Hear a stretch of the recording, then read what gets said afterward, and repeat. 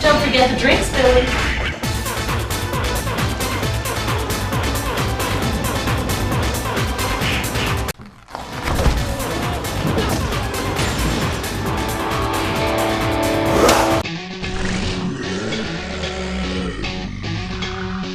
And now a diddle from your final answers, Grim Reaper. You know, I can't take much more of this. It's not scary. It was just shit.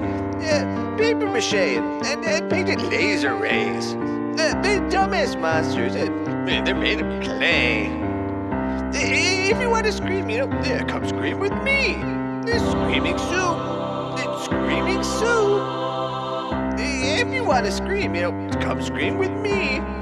Screaming Sue. It's the Screaming Sue. Oh, thank God, Soup! If you wanna scream, come scream with me!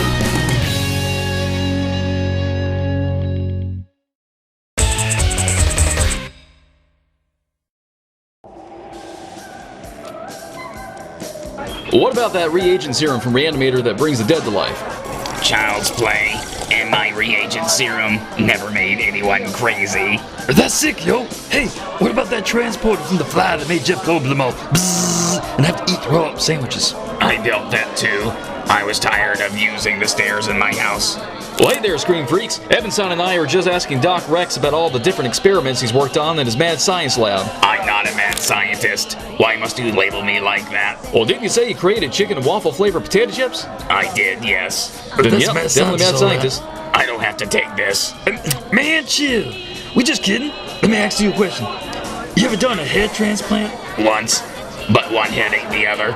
Well, on that note, I'm reminded of a similar situation in the film I saw once. Why don't you stick around, Scream Freaks, and let me share my review of one groovy two-tone nightmare of science called The Thing with Two Heads. The meat of the story is a crippled transplant surgeon named Max who develops a modern miracle of science in the hopes of cheating death when he finds out he's dying of chest cancer. And what grand reason does he have for needing to cheat death? My genius must be allowed to continue. So far, this genius's gusto has proven a successful procedure for transplanting heads to new bodies. Are you tired of that old decrepit body of yours? Do your friends like to ditch you in helpless situations and then ignore you? Wish you could have one of those healthy bodies that walk and ran and stuff? Well, thanks to Dr. Max Kirshner, yes, that Max Kirshner of the Kirshner Transplant Foundation, now you can leave your problems behind in a snip. Or two. Simply sign up with one of our trusted staff members and we'll find you a suitable donor with no further use to society as a new home for your noggin. Once cheek to cheek with your new cuddy buddy, it takes only 30 days before you're strong enough to boss around your host's body and take it for a permanent joyride, at which point our doctors will make the former driver a long-forgotten passenger. Thanks, friend. So, what are you waiting for? Get your new body today! Operators are standing by. A marvel in the medical field or not, Max ain't earning himself any points with karma as a racist. What I wanted was to work with Maxwell Kirshner, one of the foremost transplant specialists in the world. Why is it you people always put yourself in a position where you don't fit? Max, not necessary. He gets his just desserts when his doctors get desperate for anybody they can get when Max's health turns for the worst and ends up attaching him to a black volunteer from death row named Jack. Comedy gold. Now, plenty of laughs are had as we watch Max's darkest nightmare come to life as he's merged like an Oreo with the African-American culture and is forced to join Jack on his quest for proving his innocence as an escaped fugitive. Swinging full force into the sour parts of this film, this is one of those kind of movies that had a really good foundation, but the filmmakers just ended up kind of fucking it all to shit. And what I mean is, it was lacking. There were some great comedic racy moments. What do you got for dessert? Watermelon? But I felt like it needed to be pushed much further. I mean, come on. This was the 70s. Wasn't this decade known for pushing the envelope as far as exploitive content? Black meets white comedies like Guess Who had more colorful jokes in this film? What were the filmmakers smoking? Now, my biggest pet peeve was Jack's story. He's promoting his innocence the whole movie and talks about how he only did the surgery to get more time for hunting down the real murderer he's taking the rap for. Once he escapes Max's lab with the colored doctor Max reluctantly hired, you traditionally expect the third act of the film to focus on them proving Jack's innocent, but boy howdy, would you be on the wrong end of that cattle prod. Rather than go the sensible route, the film turns into a 10-minute long police car chase with gratuitous crashes. Oh, this is hers to watch. Son of a skunk! Boom! Boom! Boom! I'm just driving, then boom! Where did that cliff come from? What is all this? You okay, Harry? I think I broke my arm. I told you to keep that seatbelt fastened.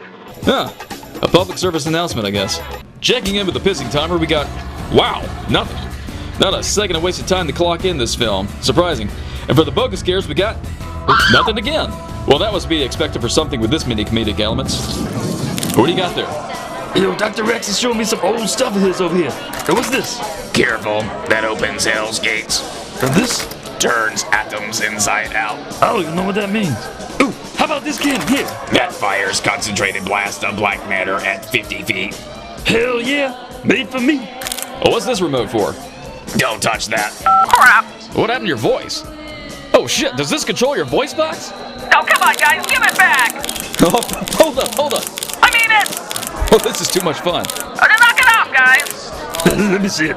You got a Scooby setting on this thing? Like, give it right now, or I'll turn your atoms inside out. Get away with that.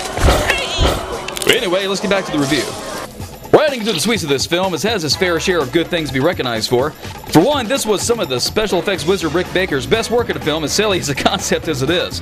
Look at that. That is insane how freaking detailed that head looks. Now, of course, it's not Rick's rubber head the whole time. These shots switch up a lot with the ones where the actors are awkwardly spooning one another for these over-the-shoulder shots. That must have been really invasive. I surprisingly found myself wondering more about how they got shots like this with Jack's huge body on top of Max's frail frame than I do Rick Baker's animatronic head. Lastly, you always gotta enjoy a movie with a monkey, and this one's got two. Well, sorta. What is it about mad scientists and gorillas? Monkeys. Now for the body count, we got nothing. Well, that's never happened before. Seriously? Nothing? No one even died in those car wrecks? I at least expected Max to maybe die after Jack supposedly proves his innocence to the police, but no. Jack hooks up with his girlfriend, the doctor helps separate him from Max, and they all three continue the request to prove Jack's innocent, which we never officially find out. So Max is left begging for a new body, and the righteous trio goes singing "Oh Happy Day" into the credits like mocking stereotypes. Now, I don't know what to say about all this, but I think this guy's face says it all regarding my feelings about this film. Well, hopefully we got something on the tit count.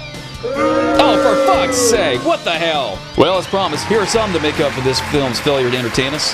Could they have at least had a woman with double D transplants in there?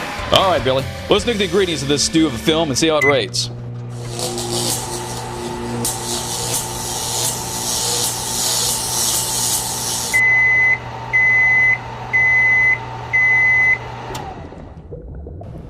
Well, no surprise, 2 out of 5. So no deaths, boobs, bogus scares, pissing time, or a satisfactory ending.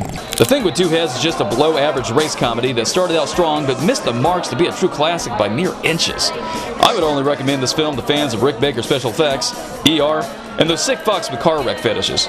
But, what do I know? I like killing tomato movies. They can't hit me! Why, give it back! Give it back! I found a couple of rocket launchers in here. You want to shoot some bottles out back? You're welcome to join, but otherwise, I'll see you later, Scream Freak.